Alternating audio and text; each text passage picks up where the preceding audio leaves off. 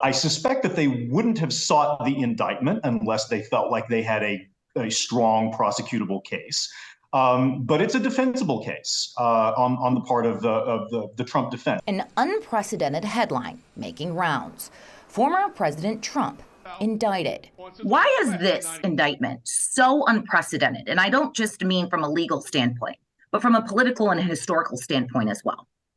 Sure, no president, no former president or sitting president has ever been indicted for a crime. This is a first. On Thursday, the Manhattan DA formally charged Donald Trump, the 45th president of the United States, with more than 30 counts related to alleged business fraud. Those details currently sealed, but we could learn more as early as next week, possibly around the same time Trump is expected to turn himself in. It's a complicated case with a lot to consider. It's not a conviction. It's not proof beyond a reasonable doubt at trial. The grand jury simply had to have probable cause to believe that a crime was committed here. And so apparently that's what they found. And while the last 24 hours have been buzzing, investigations into Trump, his finances, and alleged hush money used to pay off former adult film star Stormy Daniels have been ongoing since the 2016 election.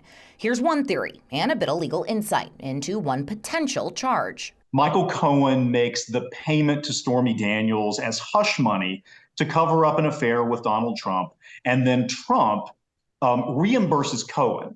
But instead of indicating accurately what the payment was, he puts it down as legal fees, right? So the idea is he has now perpetrated a fraud by not accurately describing or by deliberately misrepresenting what the business record was. Once an individual is indicted, what happens next? At that point, he'll be treated like every other criminal defendant. He'll be booked. He would be fingerprinted. He'd have his photograph taken, and he would be arraigned before a judge in New York, and he'd be informed of the charges against him, and then he'll be given an opportunity to enter a plea. In short, expect a lengthy process. Broughton says several months, maybe even a year, before even getting to trial.